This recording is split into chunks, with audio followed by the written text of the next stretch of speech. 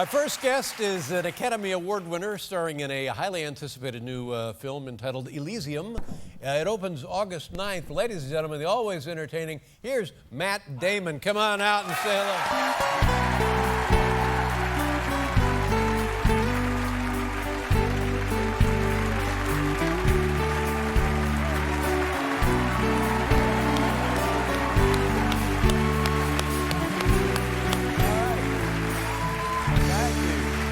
Damon, nice to see you. Yeah, good to see you too. How you doing? How's your summer going? You know, we were talking backstage, and I touched you on the arm like this, and it was like concrete. It was like iron.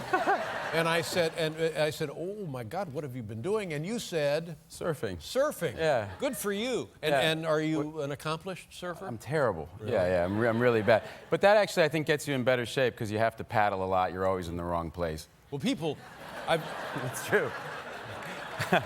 I've never done it, but people tell me just paddling out alone will exhaust you. Just getting on the board will exhaust you. Yeah, it's pretty exhausting. And then I had like a couple good near-death experiences. Those are pretty tiring too. And what happens? Did you get hit in the head with the board? No, just really big waves. Yeah. I mean, big for me, not for real surfers, Right. but, you know, for a beginner. Now, did you get to the point where you can just ride an actual wave in? Oh, yeah. That must be thrilling, isn't it? It's one of the most amazing feelings I've ever had. The problem is when you miss a wave and you paddle for it, and then you're kind of on the inside, and then the big waves come behind it, you take them on the head. Oh. And do you learn how to read the waves and where they're breaking and the I'm point told break eventually and all of that will stuff? happen, yeah. That hasn't happened for me yet. How long have you been surfing? Well, I started it like 6 years ago, like just on a summer kind of vacation, and then I kind of do it here and there. So probably all told, like maybe like 6 weeks. Well, Yeah. good for you. You know. I mean, why not, for heaven's sakes? Now, I'm disturbed to hear about this, that you have been living in New York City a long time, and now you've decided you're moving to Los Angeles. Nothing wrong with Los Angeles in that area. Orange County. Have you ever been to Orange County? Nice. Very nice down there in Orange County, where the NSA is headquarters. But that guy.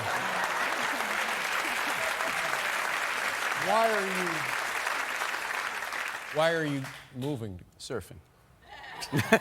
Boy, that would be so cool. If that was it, how cool would that be? It would be cool, Yeah. but it's not why I'm moving, really. No, I'm just, we're gonna give it a shot for a few years while the kids are young and you know, have a yard and you know, be right down the street from my buddy Ben and you know, we've got a company together and we actually rented offices. Wow. Now that he won the Oscar for Best Picture. How about that guy, huh? Yeah, I know. Tell me about your family again. Run them in. You got 5 children, am I right about that? 4. 4? Yeah, All right. 4 Tell me of the ages and the gender. 2, 4, 7, 15, all girls. Oh my God. Yeah. Oh my God. Yeah. Now, it's either crazy or great. It's probably a little of both, isn't it? Yeah, it's a little of both. It's really fun. I mean, it's really fun, but it is a little. It's a high estrogen environment. Yeah. And you're taking them to California so they'll be with more of their friends and stuff? Yeah, a lot of our friends with little kids are out there, and Yeah. And friends they've had, you know, and they've known and they see on and off. And You know what I've noticed here, and you've gone through the same thing, is the play dates. Of course, now when I was a kid, there was nothing like a play date. But here, you'll have a play date in an elevator. I mean, it's not right. It's not the way kids are supposed to be. No, it's true, and yeah, that's one of the challenging things about the city. I mean, look, I'm not leaving New York. I love this is still my favorite place in the world, and I love living here, and I'll live here again. But yeah, you do find yourself having play dates in incredibly small places, and it doesn't like. You know, when we were kids, it was like, just don't come home until it's dark. That's right. We weren't actually allowed to You're come exactly inside. right. It was your internal clock would tell you when dinner was set on the table. And, and then you'd go home, and that was it. It was and nothing happened there, really. It was all good. Yeah, no, so there, you know, there are pros and cons to each city. Are the girls excited about moving? They're really excited about going. You know, they have their friends out there. Yeah, and you got them in schools and stuff now? We did. It took a long time and a lot of research. That'd be process, isn't it, to get into schools? Yeah. Did you ever think about homeschooling? I know a lot of the top stars. I know a lot of the top stars homeschool. But you didn't think about that, did you? No. Well, that's just as well. No, we don't do that. No, you don't do that. This Elysium, boy, this is almost the way the world is now. It's people who are just eating dirt, and then people who are wealthy living in this outer space deal. It's just kind of the way things are now. Yeah, no. Well, I mean, other than the outer space part of it. Yeah, and then there was an article today in the New York Times that said apparently all the pressure for, because for Sony Pictures, all the pressure is on Elysium. No, for their really? whole summer. Yeah, so why? You don't need that. Thanks, New York Times. Yeah. Well, I don't understand. Explain that to me from a business standpoint. What are we talking about? Well, they've had some hits and they've had some misses, and so it's all going to ride on Elysium according to the New York Times. Yeah. So now, how does that filter down to you? Do you feel the pressure? Yeah. No. What happens for me is I just feel pressure to try to make good movies, but no. For me, a weird thing happens where I get this kind of weird, almost Tourette's thing where I just immediately think of the exact wrong thing to say to try to get people to come see the movie. Ask me what Elysium's about. Well, tell us a little bit about the film Elysium. Well, how much do you know about fracking? Well, I know. What? Literally.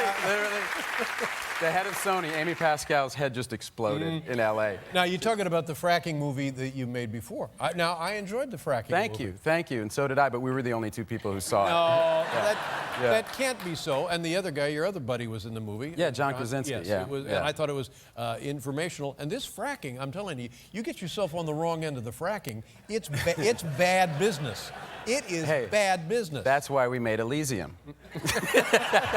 That's right.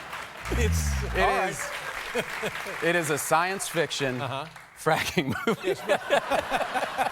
No, we're selling tickets now, but it's like hotcakes. No, fracking. Here's the problem. Elysium. Here's the solution. Yes, exactly. See, exactly. This man knows what he's doing. But the fracking, water is disappearing from the planet. I mean, we have poisoned and drained the great aquifers underneath the Great Plains, for heaven's sakes. Literally, now probably there are about 300 studio executives in Sony whose brains are melting right now. They're going. Wait, brains? Yeah. Good one, huh? Wow. Listen, we'll do a thing and then we'll come back. Fantastic. All right, we'll be right back here with Matt Damon, ladies and gentlemen. There's many things that I would like to ask you about, but we'll start with this one. I know a little something about this project. George Clooney is the director. Maybe he did the screenplay, I'm not sure. But it stars you, George Clooney, Bill Murray, John Goodman, on and on and on, others and others and others. It's a story from World War II about preserving art treasures that the Nazis had pillaged. Tell us about work. Had you worked with Bill Murray before? No, I'd never worked with Bill. I was just a fan. And he and George became friends, about 5 or 6 years ago. And George really just put this whole group together. I mean, Bill's awesome in the movie. Yeah. He's really great. And George really was one of the best directors I've ever worked with, and I've worked with a lot of directors. Yeah, that's amazing. It was isn't it? So frustrating. It's like, yeah, I know. No, it's honest to God. It's like God said, maybe this once I'm just gonna keep going. Maybe give him more. Sure, he's an actor and a writer and a producer. He's a director. Yeah, why not? It's obscene. Yeah. Well, it could be God thinking, well, I've got to do something because he's so awfully homely. So we're going to have to load him up with something, for the love of God. Something to help balance out those horrible looks. But it must have been, were the three of you all together, and you throw John Goodman into this mix, and you got a party, my friend. Did you guys do stuff while you were filming?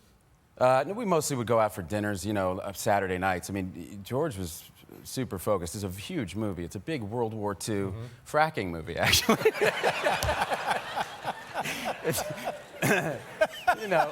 Wow. The fracking things are it's all anybody's talking about, really. Yeah, it's for the same studio, so they're going to be thrilled. Wow, I've got a summer and a Christmas movie with them, and they're both about fracking. It's a fracking Christmas with Matt Damon. Hey, I got your fracking Christmas. Let's talk about. Speaking of water, I admire this, what you've done with getting water, potable water, to people, and we're running out of it, getting it to children and people who don't have safe water to drink. How is that going? Who is involved in this, and how do they get water if they don't have it?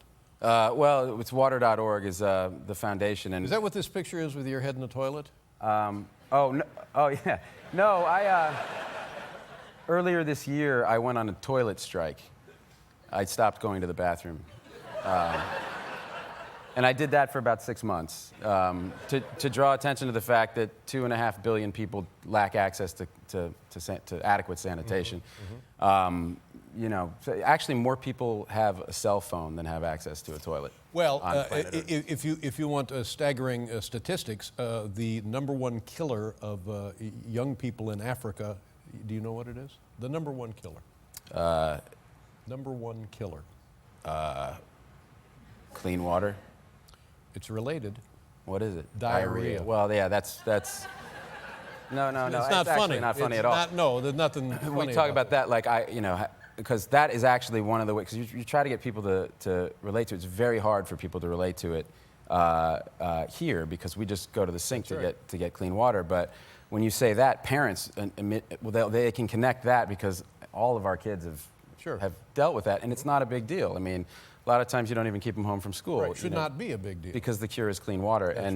But if you can't get access to clean water, it can kill people. It's actually every 21 seconds, a child under the age of 5 dies because they lack access to clean water and sanitation. It's the same thing. And we are so lucky in our part of the world, but most people are not within like 90 minutes or 150 miles or 200 miles of modern medical treatment.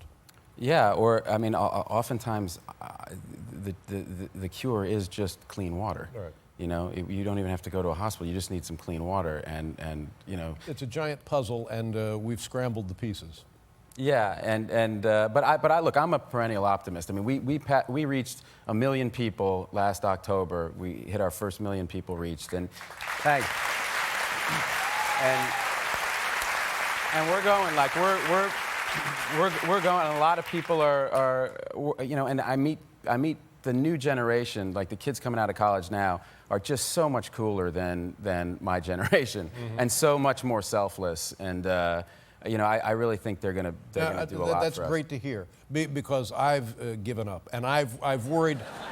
I've worried about and you have 4 girls to worry about. I have 1 son to worry about. Anybody with kids should be looking ahead and worrying about situations like this. And while now they may seem removed and distant and just a problem for others, but in the future they're going to be right at our front door. That's right. Yeah. That's right. And also, I have my daughters to worry about, but now I also worry about your son, because I have 4 daughters. Right. You know, I mean. So imagine how much pressure that puts on me, and on top of you're that, a man with a lot of pressure. A lot of pressure. A lot of pressure. Starting a foundation to raise money to keep my son away from his family. Ladies and gentlemen, here's Matt Damon.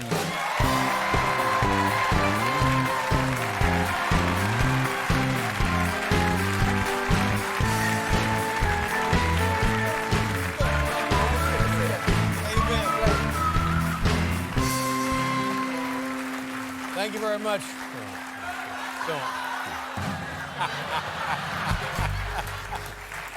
That would be good, wouldn't it? Yeah. Oh. Thank God I was watching back there. Yeah. How you doing? How long have you been in California? You know, for some reason I took that personally that you moved to California. I know it had nothing to do with me, but you moved to California. I know, it's been weird. You know, the kids are doing great there, but yeah, my wife and I realized, like, about a month ago, like, holy, what did we do, you know? Oh, is it a bigger shock than you thought it might be? Yeah, I think we were really focused on them, you know, and they're doing great, so that's the good thing. How big a transition was it for the kids? Was there, I don't want to leave? Was there a lot of that? No, they love it here, you know, they love it there. And but they were in school here, probably? They got to get to a new school out there? Yep, they had to adjust to a new school, and 3 different schools, actually, yeah, for 4 kids. And so did they start in the beginning of the year? Did they come in mid-year? No, they started at the beginning Well, of the year. that makes it a little bit better. Yeah. And that's about the time my wife and I started our nonprofit shuttle bus business that we're in. It's going great. Yeah. And what about the process of finding and applying and getting your kids in new schools in California? It's a lot of fun. It's a lot of fun. Yeah. Visiting, however many we visited, and she was trying to figure out what's the right fit for the right kid. And it all worked out well. It did. It actually I'm did. glad to hear that. It actually did. Now we want to move back to New York. No, I'm just kidding. But the weather in Los Angeles is pretty seductive, isn't it? Yeah, I mean, we came here to do all the Monuments Men promotion, and my wife and I were really happy when we got here, just because it was snowing. Yeah, you get a little taste of what it really is supposed to be. Yeah, and then you leave. That's right. Yeah. And then you leave, of course. Were you here for the Super Bowl? Yes, yeah, we watched it at my apartment. We watched it. It was. How did you feel about that? Look, as a Patriots fan, I'm just glad that whole quarterback issue is settled once and for all. But, I'm just saying. How would your buddy Tom Brady and his team done against the Seahawks that particular day, that particular game? There's no way to know. I think if he had those receivers, nothing against our guys who played their hearts out this year, but like that Bronco team, I kind of feel like if I was the quarterback, we would have gone 8-8. Those guys were amazing, Yeah. But it's interesting the way, and did they figure out the Broncos, or is that just the way Seattle plays defense? And look out, don't even get off the bus.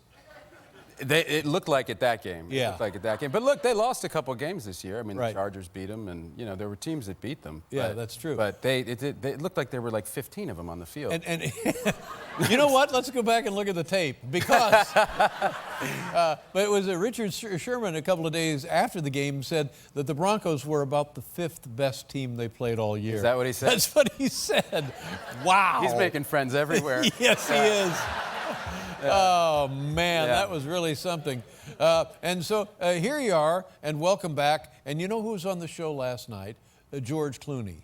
Now, sure, we'll clap for George. Smattering of applause. Clooney. Yeah. I tell you what, I like you and I like George, but I'm sick of the friendship you two have. Because it just seems to me like you're having too much fun for guys making the kind of money you're making. He's a fun guy. He's a child in many ways. No, you want honest to God, people always ask pranks and stuff, but here's. I know. Now, see, this is what irritates me. Pranks, really? Right. You and George Clooney. I've never done a prank to him. I have 4 kids. I don't have time to. Don't have time for exactly. He's got nothing but time. Okay. If I fired the smallest shot over his bow, it would just be Yeah. The Nothing but countermeasures time would be horrible. and endless resources. Yeah.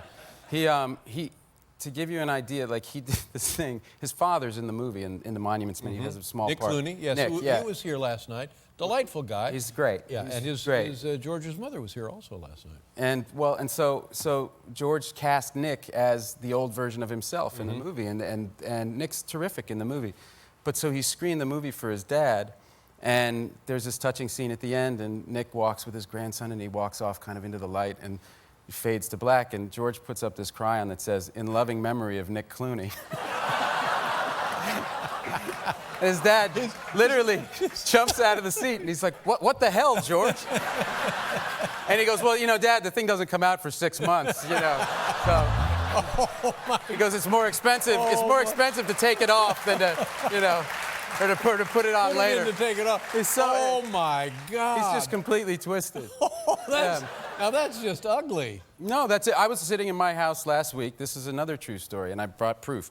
I was sitting in my house, and you saw the Golden Globes this year with, so Tina Fey and Amy Poehler. They're great, and they made fun of all of us, right? Mm-hmm. Everyone took a hit, right. And I think they called me a garbage man at one point. But it was funny. Mm-hmm. So I'm sitting at home, and I get this a fruit basket, 2 fruit baskets, the size of your desk. They're the biggest things I've ever seen. And one says letter number 1 with an envelope attached, and the other says, here's letter number 2 with an envelope attached. And I'm going, what is this? So I open the first envelope, and it's this apology from Tina and Amy saying, we really thought you could take a joke. You know, we're sorry we hurt your feelings.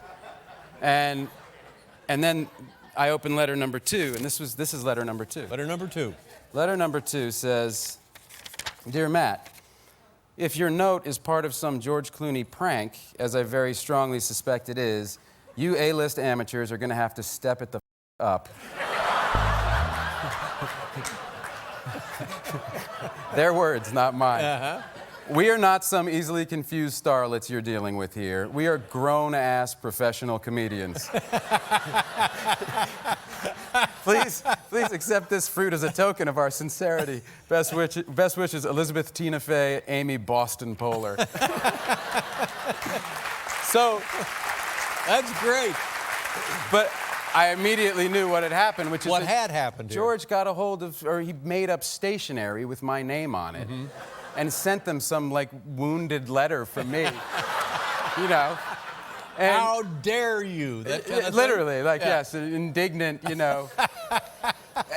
and so I have no idea how many letters are out there, to how many people.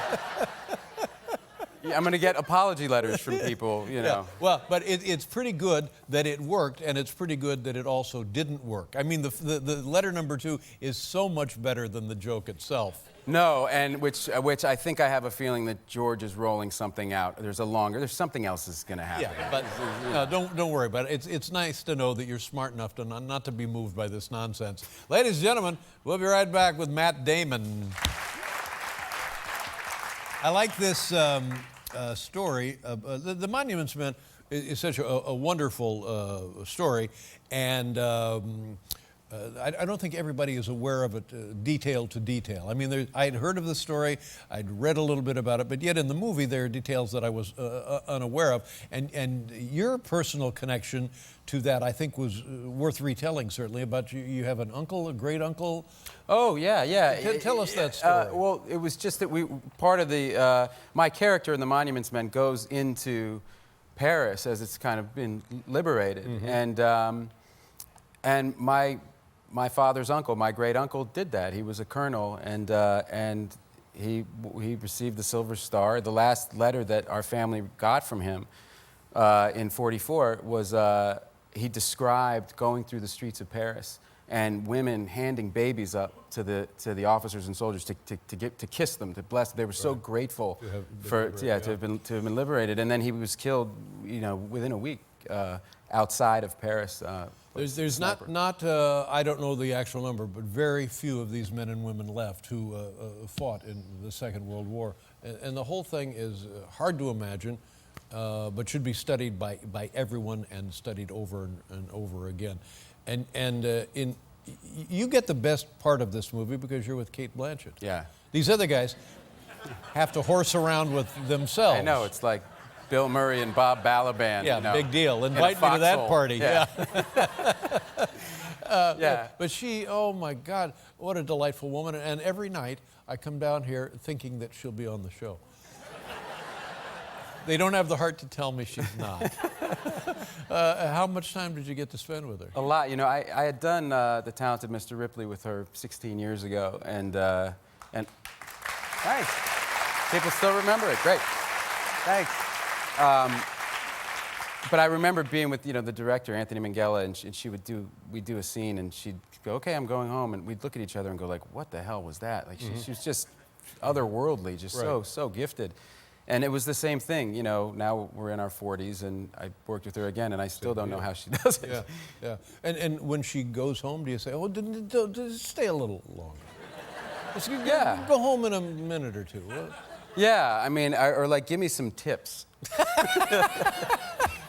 It's really strange. Like, she's Australian, you know, and she'll sit there and talk in her kind of regular voice, and then in this character, she plays a French woman, and she just turns into a French woman when they say action. Whether the French actor, the fellow who was in The Artist, Jean Dujardin, who was also in your movie, came to see you and Cate work together. Yeah, he showed up one day to watch a scene, and literally I went over to say hi to him, and he said, "But I do not understand. She is French." Yeah. Like he couldn't. And Kate doesn't speak a word of French, you know. But for the lines she says in French in the movie, he says she sounds perfect. Yeah, and also. But I don't know if you've heard his English. Also, to note and remind folks that she is representative of an actual personality in the story the movie is based on. Yes, there was a real woman named Rose Valland who worked at the museum at the Jeu de Paume, and she cataloged all of the art and where it was going secretly. Right. You know, she was working underneath the Nazis' nose during the occupation, but she was secretly working for the resistance, doing all this incredible work that they would have shot her on site for doing. They apparently were unaware that she understood German or understood English or something. And she was a very unassuming person, Yeah. and so they just never thought she would be capable of doing what she did, which was to comprehensively catalog every single piece of art, where it was going, and help the Allies get them back. Yeah, yeah. Yeah. And Philip Seymour Hoffman, also in The Talented Mr. Ripley? He was. Yeah, and died over the weekend. George, of course, had worked with him recently in The Ides of March. Yeah. What was he like to work with? He was the best. He was you know, he was incredible. He was a very special guy, and one of the best actors to ever live, I think. And that scene that I did with him in that movie was the best time I think I've ever had. I mean, just in terms of being with someone who was so locked in, it just was, it was awesome.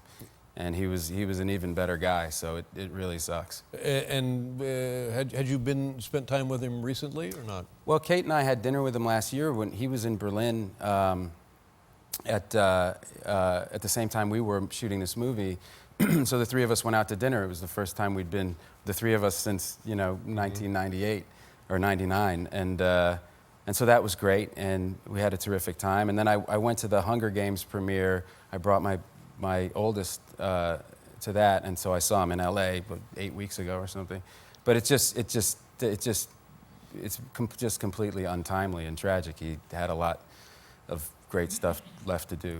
Yeah. 46, for God's sakes. Yeah. That's ridiculous. But when you have a relationship with a person like that, in any sense that there's trouble? I mean, everybody has trouble. Any sense that the trouble is that deep, or are you completely oblivious to it? Do you not know? Look, I think for people who worked with him, you look at his body of work. Didn't seem to interfere with his work, no. But you know, obviously there was something going on there. You know, he went into rehab after I had dinner with him a month later, and I was as shocked as anybody to read about it. Yeah. So it wasn't the kind of thing that I could see. You know. Yes. It's a darn shame. It is a darn shame. Our first guest is an Academy Award-nominated actress, and she's starring in, and this is going to be an enormous film. I hope it opens up around Christmas. Look at this. It opens Christmas Day. Perfect. It opens Christmas Day. Could things be more perfect? This is the ideal thing to get you out of the house and break up the tension with the family. Go see this movie, and you can thank me later. It's the eagerly anticipated Les Miserables. Les Miserables, yes, thank you very much.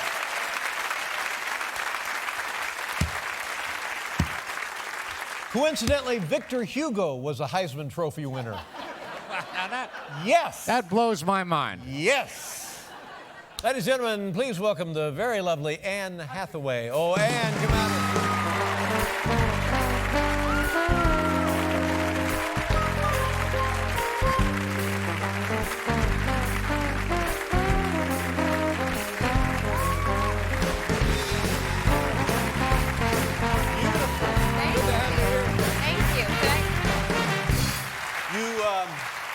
I'm only saying this because it's what it looks like. I know it's not the case, but you could be going out with a Heisman Trophy kid later tonight.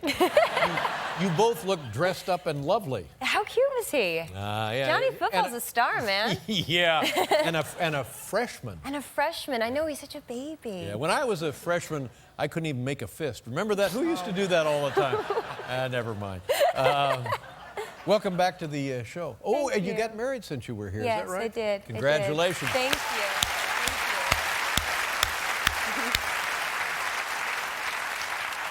Can we talk about who you're married to? A nice guy? I'm married to a nice guy. What does he do? He's a producer and jewelry designer. Producer and jewelry designer. Yeah. And how did you meet? As in his capacity as producer or designing jewelry?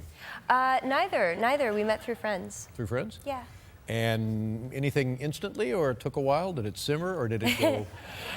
It was pretty instant, but I thought that he had. As soon as I met him, was like, what is the deal with that guy? And and someone told me he had a girlfriend, so I backed off and found out, like, I think it was 6 weeks later, that he didn't have a girlfriend. And so then I asked him if he wanted to go to New Orleans with me. I had a spare ticket. Like winning a radio contest or something. Now, why were you going to New Orleans? There was a special screening of of a film that I was in called Rachel Getting Married, and I had a spare ticket, and my two best girlfriends from LA couldn't go, and I just thought, you know, of all the people I know in LA, I think I'd have the best time with that guy, Adam. Hey! And then my friend said, well, is it a date? And I said, I have no idea, and we'll find out when we get there. Wait a minute. In your mind, what constitutes a date? That's a really good question. Yeah. I don't know. I mean, something romantic, but we hadn't had anything romantic happen between us, but we had chemistry. Oh, I think that's a lovely idea. I mean, my God. Well, it was kind of funny because my friend said, well, what happens if it goes badly? And I said, if it goes badly, then we'll never see each other again. And if it goes well, we'll probably get married. Thanks. And that's what happened. And and I'm curious from the female point of view on this. In your years of dating, being a single woman, and perhaps dating and being asked out on dates, how many times do you say to yourself, "Ooh, what's the deal on this guy"? Well, I mean, do I say, ooh, what's the deal with this guy? Or do I say, ooh, Either way. what's the deal with this guy? Yeah, because I get it. I assume people are always thinking that about me. What's the deal with that guy? in a really a negative sense. No, you're being too hard on yourself. No, I think you're charming. No, I'm not. I'm not. married, so it doesn't matter. Yeah, I know. I have a character flaw. Now listen. This is a lovely photo. Do you mind if I show this? Please. This is. And how long did you and what's the guy's name?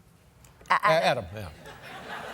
How long was the dating and the engagement before this? We were together for 4 years before we got married. That's great. It's respectable. I think that. Yeah. Look at this. This is you on your wedding day. Yeah. Look at that robe. Thank you. Big serve. Yeah. Beautiful there, isn't it? Yes, it is. This is a striking photograph because on the one hand we have the quintessential lovely bride in a beautiful gown, beautiful bouquet, and then look at the size of that tree.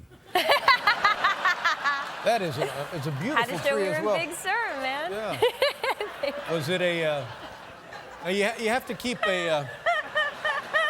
What? Oh my gosh, Dave, will you please? I'm going to send you some wedding photos. Can you please do the captions for them? No, but I'm just. They're Christmas both lovely. Now you probably had to keep it on the down low because you don't want this thing to get out of hand. Did you have any trouble with that? We tried. I basically lied through my teeth through all the Batman press, but it worked. Oh, so during Batman, you knew that this was coming up. Yes. Sorry. So I feel bad about that. But we thought we'd made it to the day, and then someone took my photo that morning, and I turned to my wedding planner and I said, "Are we going to be okay?" And she said, "Don't worry about it. There's a no-fly zone." So we all relaxed. And no, what does that mean, a no-fly zone? We had been told that there wasn't going to be any way for, like, if somebody wanted to rent a helicopter to take photos of the event, which turned out to not be the case. But I'm curious about that. You're talking about a restricted airspace? Yes. Above, you can do that? Yes. Well, so we had this really cool balloon installation. So that we thought that was going to give us the no-fly zone, but actually it just kind of became a big target. So the paparazzi showed up, and we were all very surprised. The ceremony had just happened. We're like out of our minds with bliss, and all of a sudden there's a helicopter, and we're just like, oh God, okay. And so then my best friend yells from across the cocktail reception, "I thought this was a no-fly zone." And I was like, "Yeah, me too." And then my family goes, "Well, what do you want us to do?" And without thinking, I go, "Give him the finger." Yeah. Yeah. And did you do that? I gave him the finger for about a second, and my husband turned to me and said, "You really don't want to do that." Oh, see, and I said, "You know what? It feels good in the moment, but you're right. In the future, I will regret it." But to have that picture, as here's my wedding picture. Here's my wedding photo. That would be great.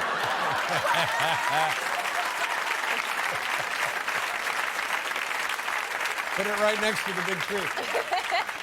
Now here, I'm going to tell you a little story about Johnny Carson. Had a house out in Malibu right on the beach.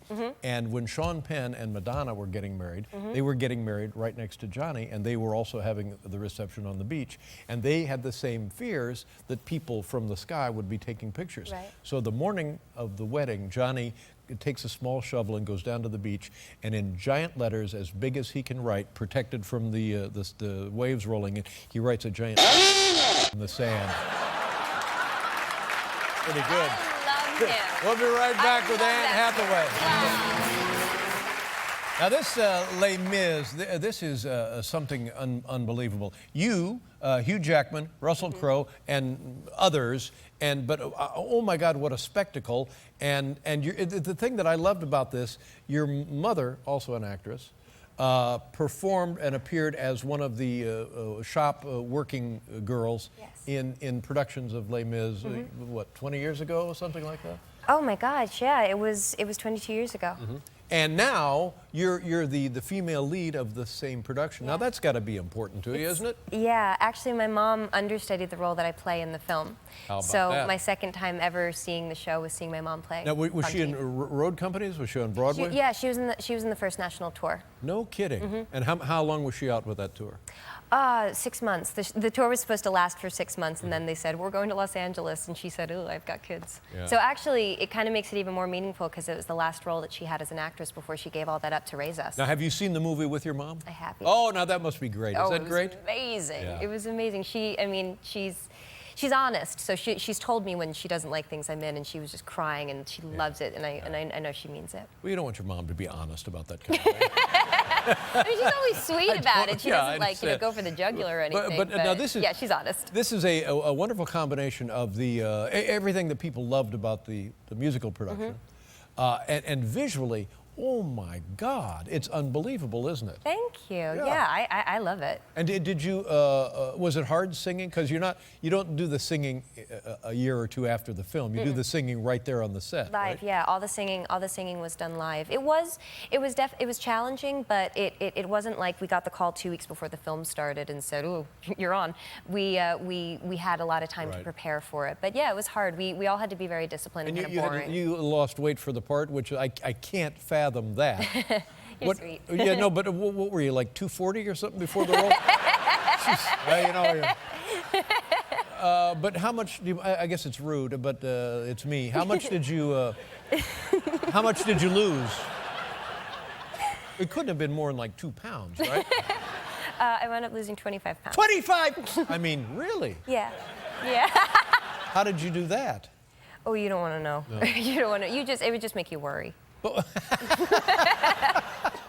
But you never looked to me like there was 25 pounds to lose. Well, thank you. I mean, it wasn't so that Fantine would look hot. I mean, she's, it was she's meant she dies. Sorry, but she does. Yeah. And so it was all to look like she'd gotten really, really ill. So, oh my God. And the singing, did it make you nervous singing live in front of the cast and crew and stuff? It did, and there's this weird disconnect because when you do stage, you have that immediate gratification. Sure. You get a laugh or you get applause, but on this one, you would just like rip yourself apart, pour your heart out, and the crew would just be like, "What time's lunch?" Moving on. Yeah. But actually, they were completely lovely, and they came up after I was wrapped, and they all just like hugged me and told me what they thought. So it was kind of delayed gratification. Yeah. And then Russell Crowe singing, I bet that was laughs, huh?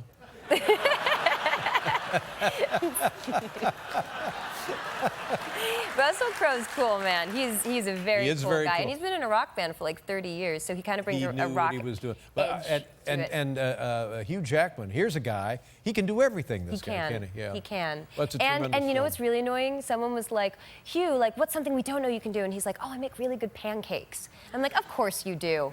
Of course you. You disgust me." He's just disgusting. It's not fair. And did he ever make pancakes for the Never, cast? not for me, What as far as I know. And no, sorry, actually, he didn't make pancakes, and then he actually specified. He said, "Well, actually, it's crepes." Oh, brother. So we made thanks neither a lot, pancakes nor Hugh. crepes. And your hair, you had to cut your hair. It's growing back now. It is. Yeah, It it's is. You told me I beautiful. couldn't come back until I grew it. Yeah, but it looks lovely, for heaven's sakes. Thank you. you. Yeah.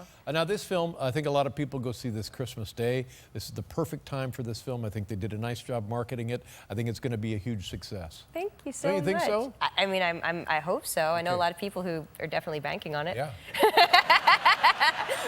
And you could win awards with this as well. Wouldn't that be great to win awards? Of course, of course. I mean, you'd be insane not to think that that was great. But I was actually talking to my mom about it, and I said, you know, it's so gratifying hearing that, but I'm just really happy. Is that okay? And she said, you know, you have had every expectation met. And she said this. You're wonderful in an extraordinary film. Anything else that happens, just be grateful for. So That's right. I'm just sitting really happy right now. Yeah, it is a tremendous piece of work, and it would be. See, my luck, I would be in a tremendous film, and I would be the host. Letterman. Good. But, you know, you lift the film with your performance. But now if say you win awards, you can come on and do that top 10 kid thing. Can I? Oh, I'm determined now. It's on. I didn't know that. Our first guest stars as Catwoman in the highly anticipated new Batman film entitled The Dark Knight Rises. It opens July 20th. Ladies and gentlemen, the oh-so-lovely and talented Anne Hathaway. Anne, come on.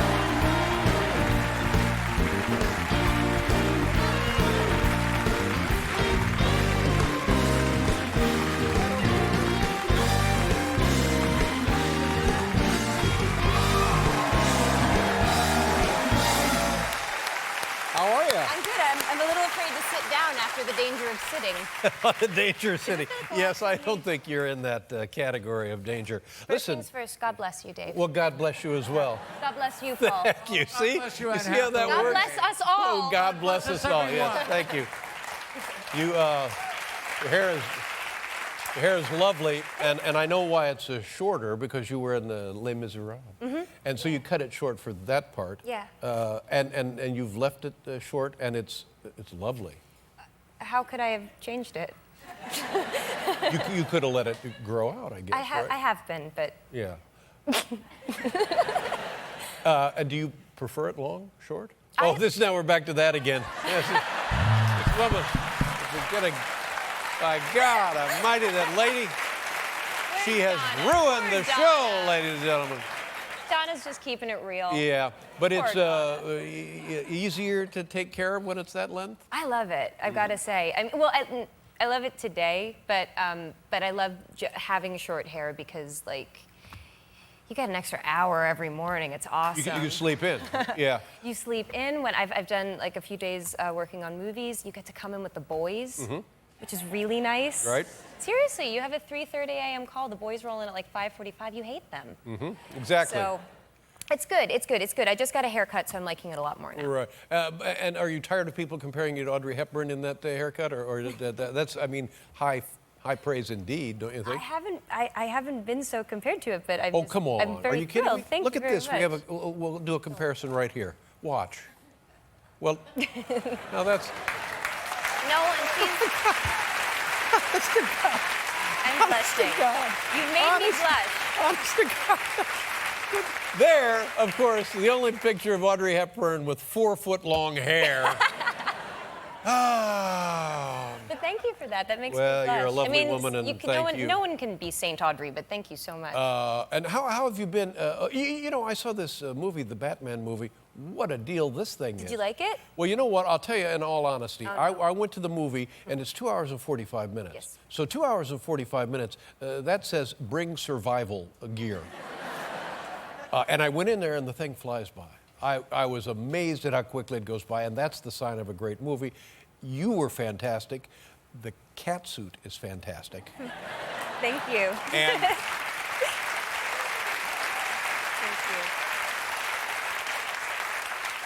I loved it. I loved it. That means so much. Thank you Well, so much. I saw it. I love it too. Oh, don't you think it's great? I read the script. I was on set. Chris took me through how everything was going to work, and it still blew my mind. It's that good. Yes. I'm so proud to be a part of it. Yes, and I also, now earlier in the summer I saw the Spider-Man movie, and I liked that also. But in the Spider-Man movie, halfway through, there's a giant lizard. Is this yours? No, that's yours. Oh, Go thank ahead. Yeah. Damn it! Leave my water. Get your own cocktail. Yay. But there's a giant lizard they're chasing in Spider-Man. I haven't seen it, but And I it's heard in there was- 3D. But see, in my mind, I know there aren't giant lizards. So when the giant lizard arrives, I'm less interested in the movie. In the Batman movie, it's just sinister people. I know they exist. So you got that going for you as well. Thank goodness. And they get you riding exotic-looking motorcycles and kicking people and stuff. Yeah, I like the kicking. No, but it couldn't possibly be you because you're in that constrictive suit. It actually was. I did. There's 2 stunts in the movie that I don't do that involve a window and jumping out of it onto scaffolding, but everything else I did. And did they? What are they? Short on money? Why would they do that? Why would they make you do those things? Chris sat me down. Chris right is the director Chris guy? The director sat me down and said, when we did Inception, Joseph Gordon-Levitt got into awesome shape and was able to do all of his own fighting in it, and then gave me a very meaningful look. And I said, aha, I read those eyes. Right. And I went to the gym, and I just think it makes it more realistic when it's the actor. And also, with a character like Catwoman, who is so known for her physicality, it was nice to be able to have it be specific. But this is great. But you know what I really liked about Catwoman, your Catwoman? She was very snarky.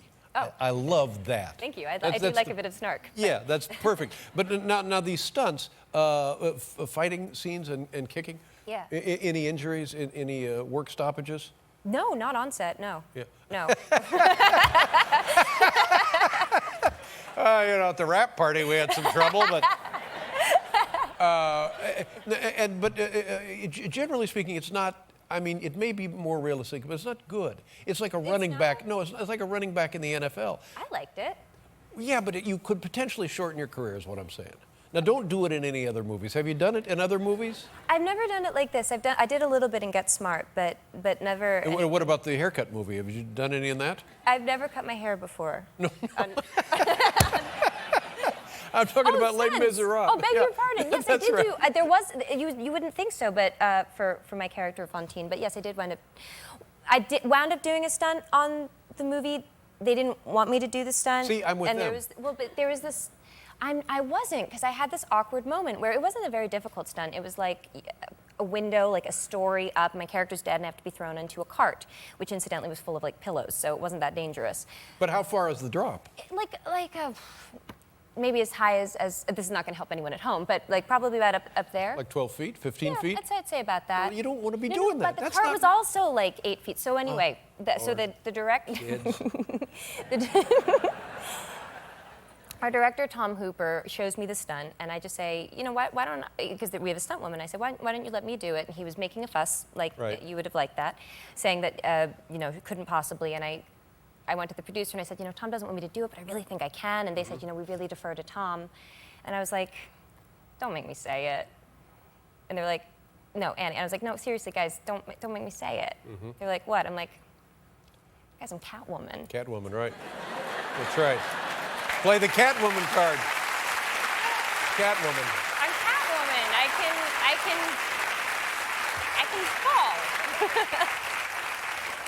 But what if somebody moves the cart and you break your ankle? Then I what? give to my art, Dave. That's what I say. Here, just select one of those. Okay. Ann, go ahead. Anyone you want. Okay, read that off. What's that say on the envelope there? Well, it's the question of the night. Question of the night. That's good. Open that up. See what happens here. All right.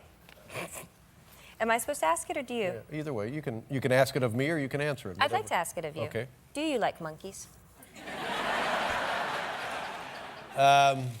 You know what? In all honesty, well, first of all, do you like monkeys? I've never really thought about it, but I suppose so. Yeah, I know we're supposed to like monkeys because genetically speaking, we're very close to monkeys and apes and gorillas and big, humping around things. And but the time I've spent with monkeys, I don't find that satisfying. You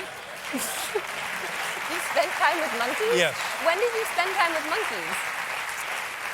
Periodically, there will be a monkey on the show. Well, sure. I'm sure they're really stressed out here. They got to perform. Right. You got to chill with a monkey. Like you got to have you should have a kiki with a monkey. Have you ever worked with a monkey other than tonight? Thank you. Thank you very much. ladies and gentlemen. Thank you so much. All right. By the way, just a kiki is a party for calming all your nerves, and it's new Scissor Sister song that I'm obsessed with. Oh, okay, thanks. Robert Pattinson, ladies and gentlemen.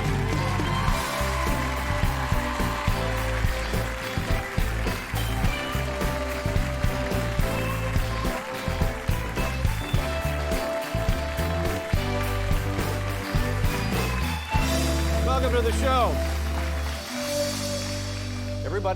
Everybody tells me that wherever you go, a bedlam ensues and people go crazy and they chase you around and it's berserk. Is that a fair assessment of what happens in your life these days? Only when I'm working. I mean, I try and avoid it as much as I can. Right. And to what do you attribute this? I'm still trying to figure it out. I'm still like, I don't know, maybe it's like a kind of scent or something. I don't know. But like people are kind of, I don't know, people are so, like, have such a passion for these books and stories. Sure. But did you have, how many films have you been in altogether? I think about 9. 9. Now, the first time you appeared on the big screen, did it start to happen then? Absolutely not. I was in a Viking. I was playing a Viking in a film called The Ring of the Nibelungs, which I don't think a lot of people have seen. Ring of the Nibelungs? The Ring of the Nibelungs, yeah. And I had a terrible wig on, and my entire part was dubbed over by another actor. But in the beginning, people sometimes single out somebody that they like, and they become, like a super fan. Have you ever had any of that before this general adoration? Yeah, I guess. I don't know if it was a super fan. I mean, I was doing this film playing Salvador Dali in Spain. And there was this one girl who was kind of waiting outside my apartment every single day, and I was so chronically bored that just one day she'd been out there for about 3 weeks, and they said, "Hey, do you want to just go to dinner or something? I mean, no one else wants to hang out with me." And I went, High flattery indeed for the young lady.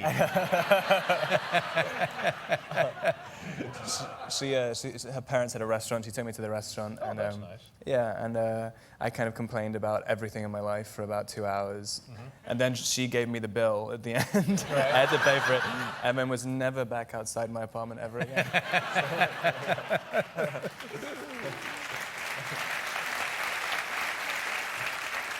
But now it's much different, and it's young girls, right? And then, but now also, in addition to young girls, you get their mothers. Is that correct too? That's a very strange experience, having everyone clapping in the darkness when you kind of know you can't really tell who's there. There are some mothers, and then also in addition to that, there are a couple more guys on this sequel. There was a guy, a kind of maybe 230-pound guy who was at the premiere, kind of Hispanic looking, and he was asking me to bite him as well. And so I did, and the surprising thing was I kind of liked it afterwards, and I've been out to dinner with him a couple of times since. But the phenomenon of biting. So they show here, bite me, but strictly speaking, that's not healthy, especially with the swine flu going on. I mean, and the swine flu is the least of it, honest to God. But somebody says bite me. What do you actually? I mean, you don't really. Well, it depends on your mood, really. Yeah. I mean, I guess. Yeah, and it depends, what you want to get out of it at the end. There's variations of biting. Yeah. And the woman holds up a small child, offering you to here, bite the baby. Did that happen? That was before anyone asked me to bite them at all. I mean, I just thought it was, I just thought it was hilarious that someone had handed me this child to do whatever with. I mean, initially I thought they were just giving it to me, and somehow I ended up biting the baby on the head, and there was a photo of it afterwards. Well, that's illegal, both that whole thing, that whole entire transaction. That's illegal. All of it. You can't just be giving away babies, and then you can't bite them. It's a nice picture right here. This is you and Kristen Stewart. Is that correct? And you're actually you're dating her. Am I right about that? I've I've been so kind of cryptically avoiding this question throughout the entire press tour. Bite me. And so What do I care?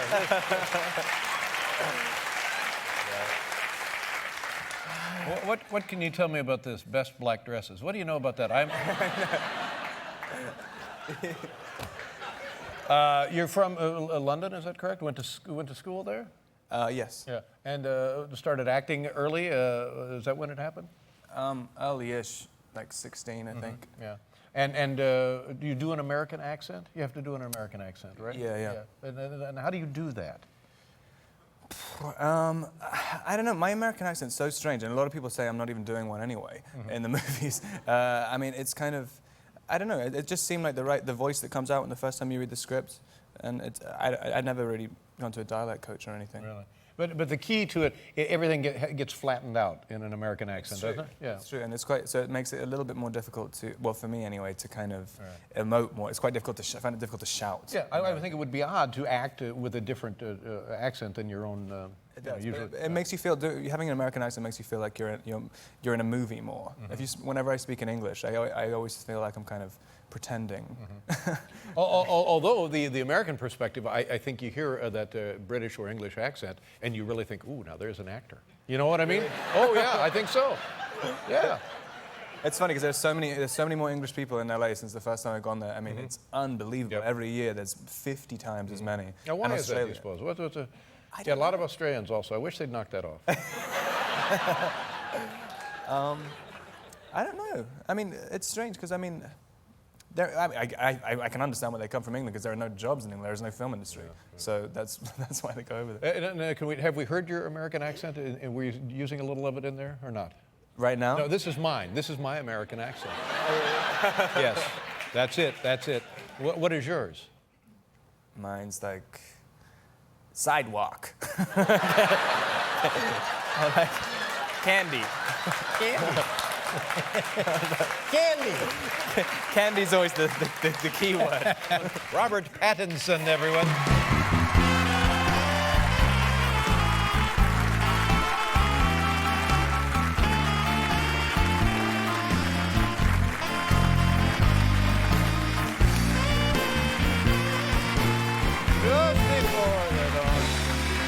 How you doing?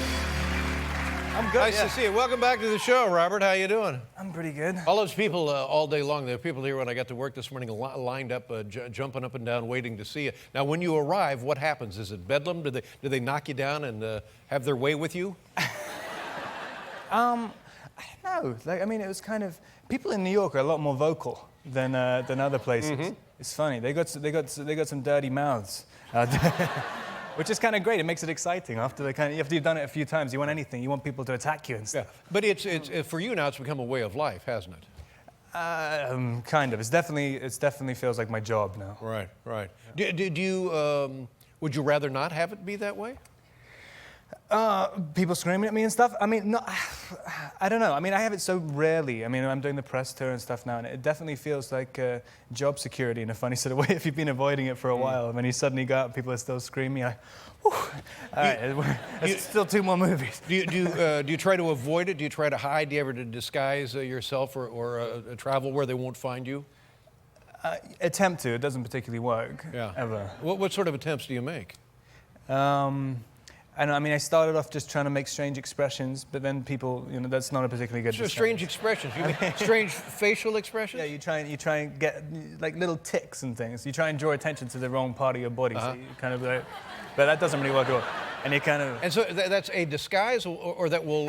That's real. They will be repelled by that. Yeah, I mean, it's the same thing. You try and repel. You try and the best disguise is repellent. You try and look as unattractive or as. Like in airports, you're probably vulnerable in airports. Have you found places to hide in airports? Airports are that's the one place. Yeah. The best thing to do, you just kind of. Like instead of going with security or going into special entrances and stuff, you wait in the economy line and just kind of try and do that, and no one ever noticed. Have you thought about like carrying a hammer around with you? Chasing a kid around with a hammer. That's the kind of thing that people would hear about and leave you alone. You know? I don't think so. Now listen, this is the fourth of the vampire movies, and in this one, you get married. Is that what it is? Yeah, we kind of finalized for a series about abstinence. We get married, we have sex, we have a kid. Right. I mean, it all just throws everything out the Now, window. is the child also a vampire? Will he be raised as a vampire?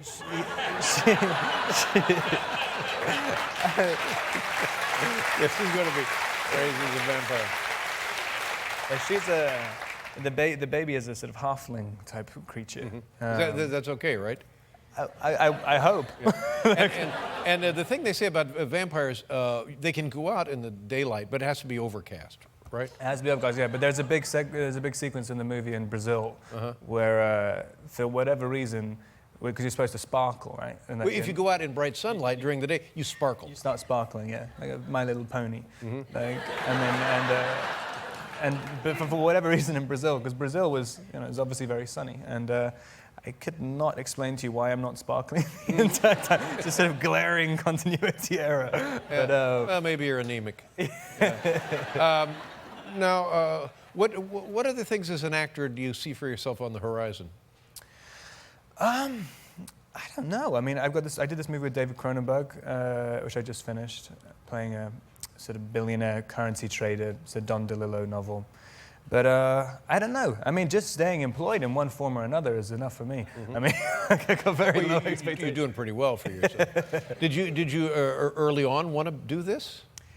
I'm about 16. I kind of started. 16. Do you remember the moment? Do you remember the motivation, the impulse there? I wanted to meet girls. That was like the main thing.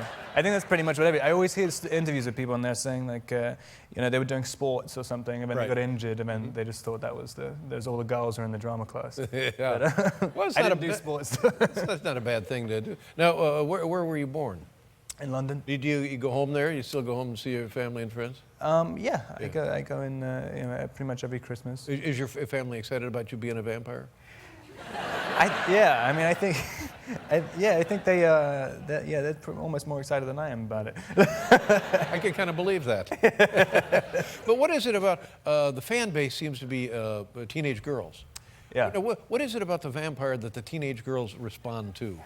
I don't know. I mean, it's like I've always been sort of vaguely curious. It was why. I mean, it's not just so much teenage girls. It's older than people realize. Older women, as well? And the older ones are the far more passionate fans. Really? Yeah.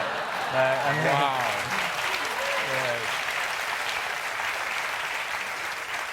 Because I've been in rooms, I've been in houses, I've been in structures with all a wide variety of age females, and if there's a bat in the house, nobody says, maybe let's. It might be a vampire. Let's try and kiss it. Yeah. They run and screaming crazy. So I just wonder what, or maybe it's you. Maybe it's not the vampire at all. Maybe it's you. I don't know. I mean, it's funny how the whole genre has changed since Twilight came out. I mean, now vampires is considered an attractive, sexy thing. Oh, sure, you got to have them. Yeah, and now it would be weird to have a scary vampire. Yeah, weird not to have vampires. Yeah. I can't imagine life without them, frankly. Our next guest is an Academy Award-nominated actress for her work in the powerful film 12 Years a Slave. Please welcome Lupita Nyong'o.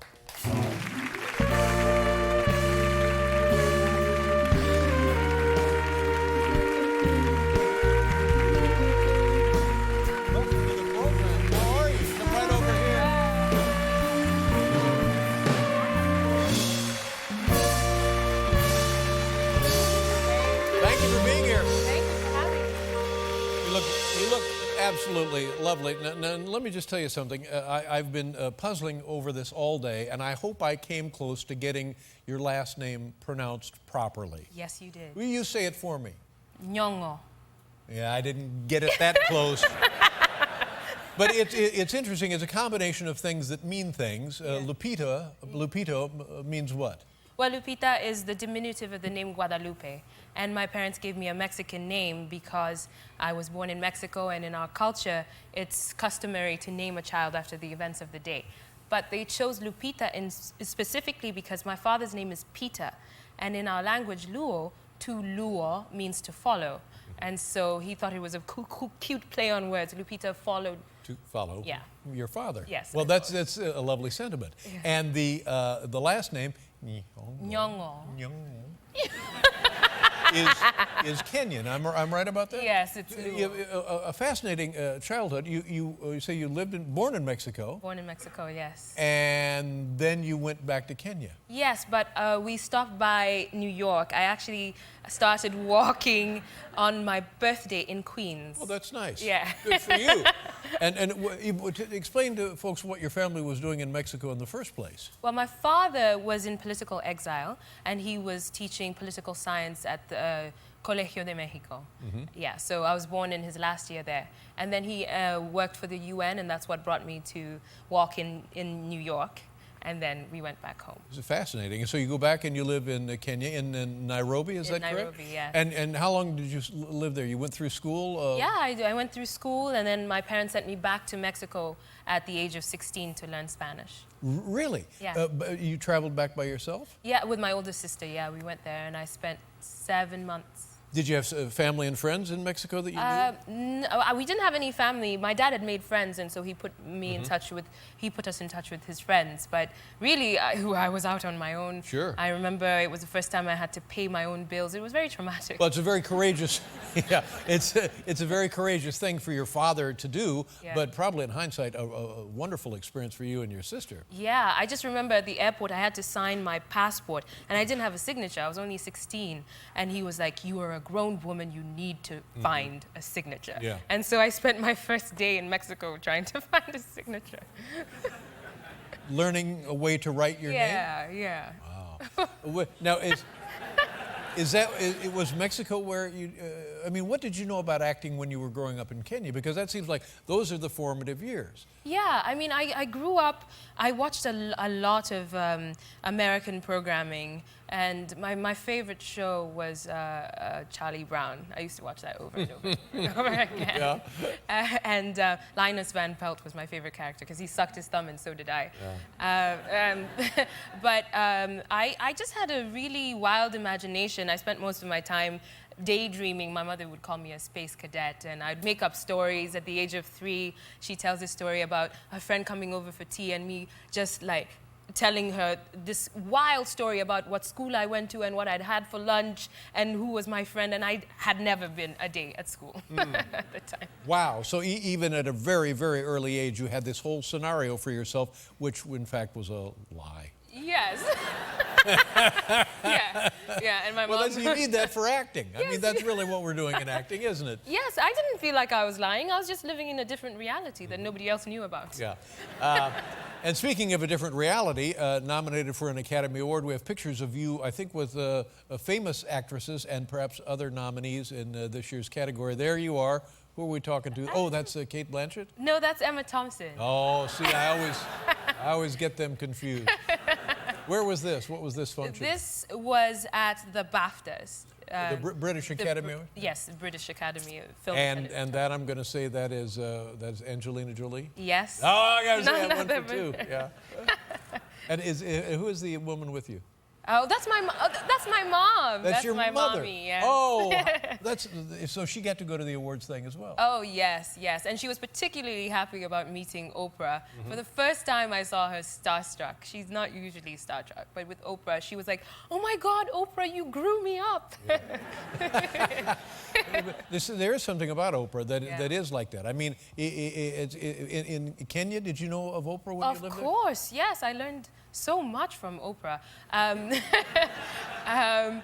Yeah, I definitely learned a lot from Oprah, and it was the one show that my mother would let us watch. We could only watch a certain amount of TV during the school day, Right. and so a school night, and so Oprah was one of them that we there? all watched.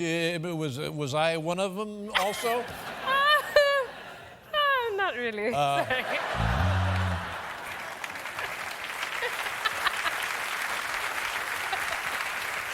You met you know Jennifer Lawrence? She's in the same category you are, is that correct? Yes, Where yes. did you meet her? I met her at the SAG Awards, and I turned around, and she saw me at the same time I saw her, and she made this ridiculous face of shock, and she beat me to it, because had she not reacted like that, that would have been the look on my face. she's fascinating in an unusual way. Yeah, really. What do you mean? Well, she's a wonderful actress. She's the consummate artist. Yeah. But she's kooky. That's what makes her so good. Just a little sideways. I just love the faces she makes. Yeah, she's great. The oh so lovely, the oh so talented Charlize Theron, ladies and gentlemen.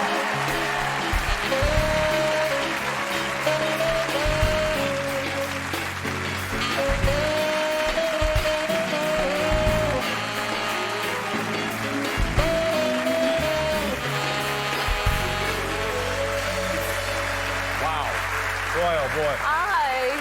You look fantastic. Beautiful, just love gorgeous. coming here. You A make me vision. feel so oh good. my God. I bet you feel good wherever you go, though, don't you? How have you been? You look great, and how have you been? I've been good, you know. What kind of things do you do now that it's officially summer? Do you do stuff? Do you work? Do you travel? Do you go on trips? I think I'm gonna just stay in this dress all summer. I think so. Boy, I'm gonna tell you something. Wow. Well, you've made me feel so gorgeous in it now. Well, you are, and I'm telling you, you put that dress on somebody else, it'd be okay. But on you, fireworks. Thank you. Absolute fireworks. Thank you. Nice going. Thank you. Yeah. Wow. Yeah. So What am I anyway, doing this summer? Yeah. What kind of things do you like to do? Well, my birthday is in the summer. No hints. When's it going to be? August. August. If you want to send me something. Yes, I will. I'm sending you something right now. But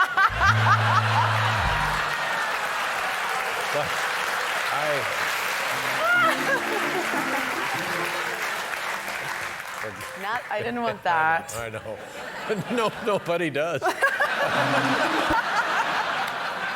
You went to, was it a tourist place or not a tourist place No. in Mexico? No, Yeah. it's completely hidden. Leave it to my boyfriend to Right. find it. You know. And it was camping tents, that kind of Yeah, thing. camping tents, and but so in that case, you know what? I'm a little bit of a princess. I bring like little pashmina, because you can't bring sheets and Although I've done that too, I have. There's no reason why you couldn't travel with sheets, really, I suppose. But is that strictly speaking roughing it? But that's where you draw the line. Yeah, I rough it until the point I have to actually go to sleep, and then I'd rather sleep in dirt. Really? Yeah, than to sleep in sheets that I just don't know where I don't want, because little things live there. And Have you actually slept in dirt? You know what? I think I have. Yeah. I think I might have slept in dirt once. Wow. Yeah. And I wonder what that would be like when you woke up all dirty. Oh, give him a pa-ram-pam. Come on. What? So then out in the wild, and you have your pashmina, and you wake up in the morning, and you haven't showered for like a long time. Yeah. Yeah. Because that's what you do when sometimes you have to. Sometimes you go, there's a time and a place for everything. Right. And sometimes there's time not for showering.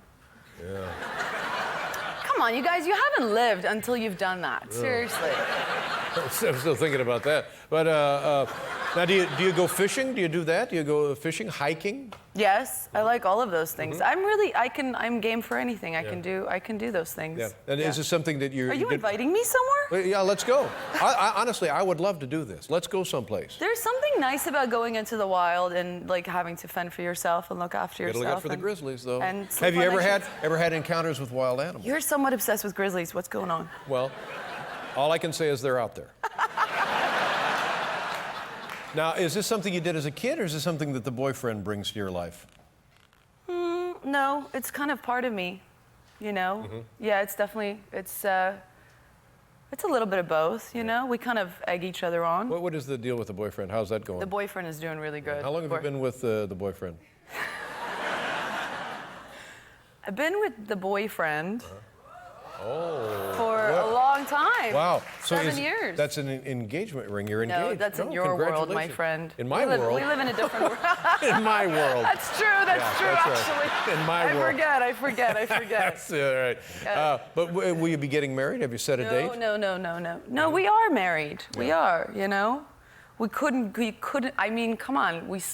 I drag nice sheets around when we go camping. What's the guy's name? His name is Rick, right? Is it Rick? What is it? What's his name? His name is Stuart. Stuart, that's right. Rick, Stuart, same thing. I mean, it's pretty close, close. Well, we'll be back here with Charlize Theron, everybody. Here she is, the lovely Charlize Theron, ladies and gentlemen.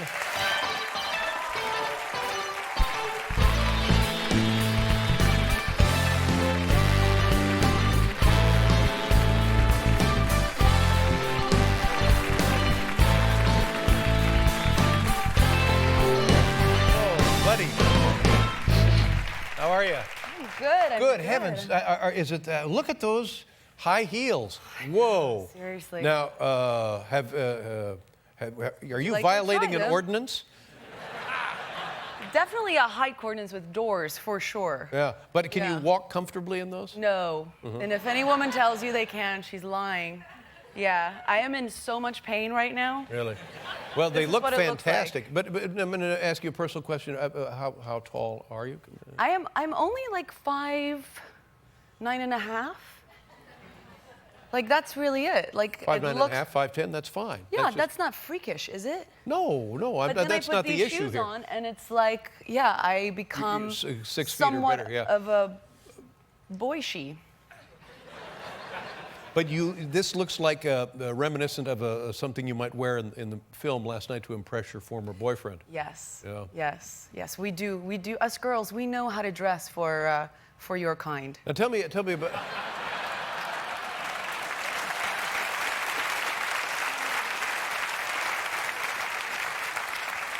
Why is it we haven't seen you in since the Academy Award? What are you doing now? I'm eating my hair now. I see.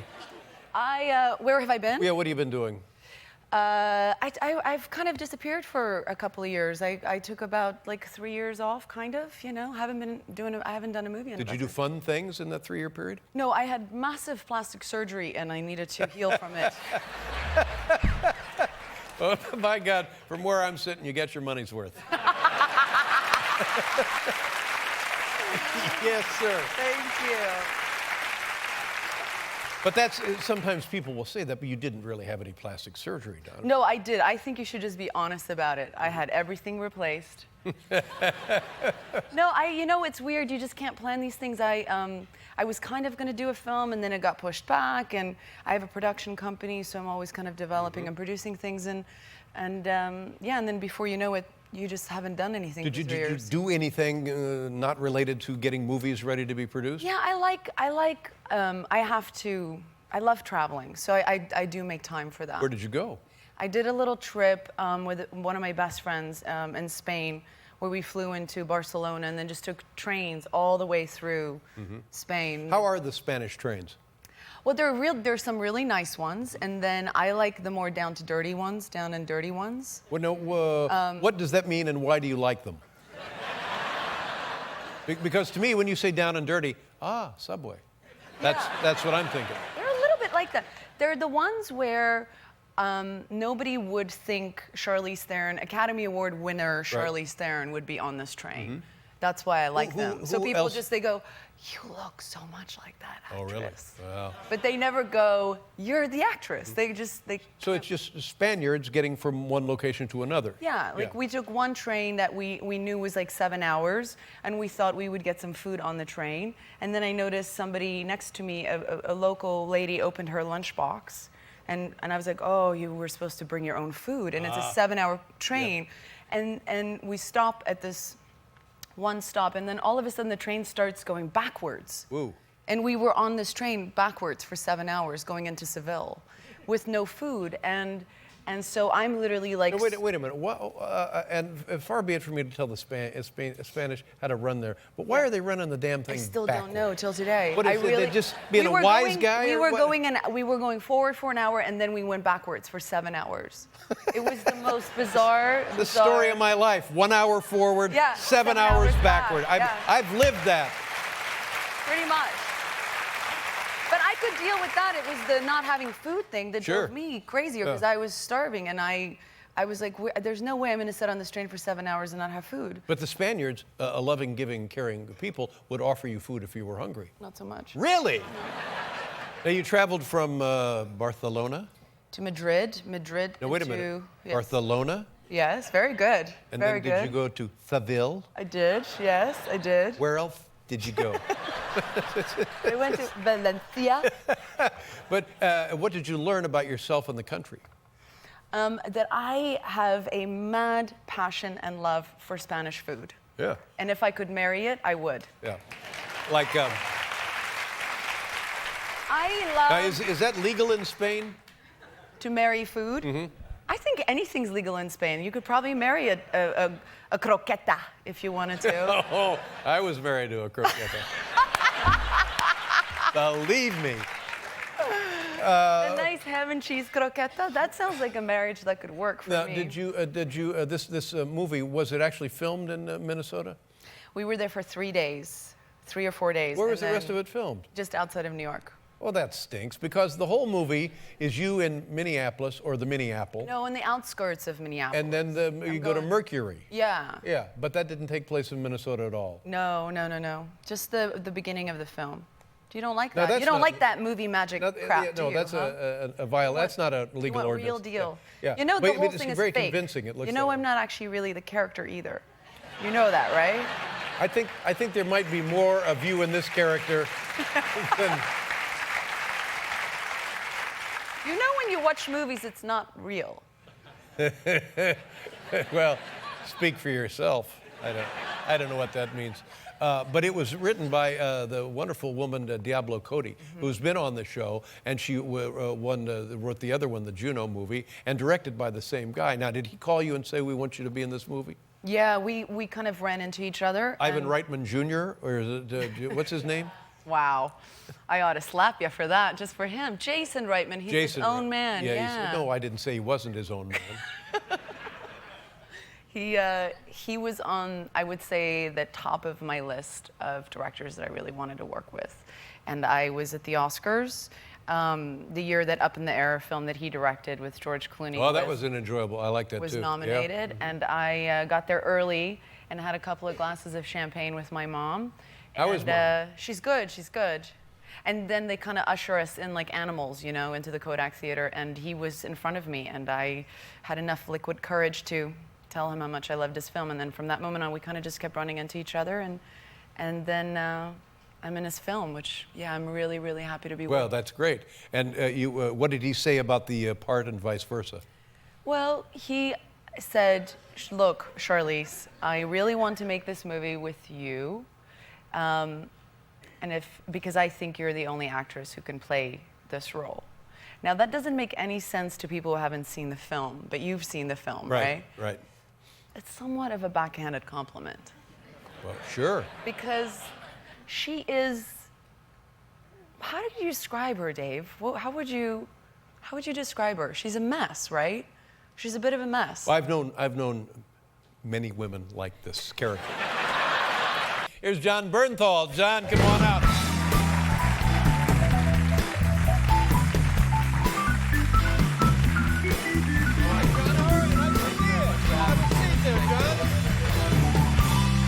Whoa, buddy. Last night your character was killed off. Oh my God. Yep. What are you going to do now, for Yeah, God's sakes? You know, I tell you what, I'm very happy to be here. Well, sir. thank you very much. Very and nice of you to be here. I love Considering it. your recent death. Exactly. It's something else coming on national TV to talk about losing your job. But if I was going to do it anywhere, I'm very honored. Well, we're happy to have you. Thank you Thank very you, much. sir. What? Now you knew this was coming. I did. I mean, it was a giant secret that that I had to keep, and I hope that the warlords over there at AMC won't hunt me down for this, but I did tell one person, and I told my grandmother, and there was a reason for that, because last year, before the show started airing, I got married in real life, and one of the first episodes, I had a sex scene in the woods with the lovely Sarah Wayne Callies, and my grandmother called me that night and she said, "John, I saw you on TV having sex in the woods, and you're married now, so you really shouldn't do that anymore, especially with another married woman. And if you're gonna have sex, do it inside, not in the woods." So I just figured the right thing to do before I took it. For the sake of your grandmother, That's it. let her know. Let her know. Oh my goodness. And what do you hope to do now that you're not on the program? Well, I'm very happy that I can say I'm getting to work with the wonderful Frank Darabont, the man who created The Walking Dead, and the reason why the show is so successful, in my opinion, his new show L.A. Noire on TNT. So I'm very excited. Well, there you go. So you go from one to another. Thank you. Thank you. And when you make a transition like that, is it easy to change up, or does one kind of overlap the other? Well, you know, Dave, I, for some reason, play a lot of police officers on TV and in the movies. I think when Hollywood sees my broken-in, mangled face, it just screams cop to them. So, and I will say, I don't want you to think that I'm a silly method actor, but sometimes this whole cop thing does go to my head. You know, last Christmas, I was coming off the set. I was driving home with my dog, Boss, and we were driving in L.A., and I heard a woman on the side of the road scream, "Stop him. He stole my purse." And I see a guy running down the street with this lady's purse, and it was Christmas time. There was a guy dressed up like Santa Claus, and he gets in front of him to try to stop the guy. Guy with the purse barrels his shoulder right into Santa Claus, knocks him over. I mean, you do not do that to Santa Claus. This is And me crazy. being the idiot that I am, it was like a voice went off in my head that just said, "Action." And all of a sudden, I jump into cop mode, and I'm pursuing the perp, you know? Yeah. The guy's running down the road, he takes a right, so I chase him, and I did that thing that you always see in the cop movies and TV shows. I pulled my truck right in front of him on the curb, and I flipped him over the hood of my truck, and I got out. And I know, what an idiot. And I said, "Police, freeze." And I grabbed him, and I put him on the hood of my... Police? Like a moron, I did. And I even took it a step further. I love that show, Cops. So when I grabbed the guy, I said, "Do you have any weapons or anything sharp in your pocket that might stick me?" Which is such a ridiculous line. And so I have the guy there, and I'm patting him down, and it slowly starts to dawn on me, I am not on set, Dave. And he's not an actor. He's not a stunt guy. This is a real criminal, and I am not a cop. I mean, I was unbelievably unequipped to be handling this situation, and I think the guy started to realize that there was something rotten in Denmark, because he turns to me and says, "If you're a cop, let me see your badge." I said, "1 second."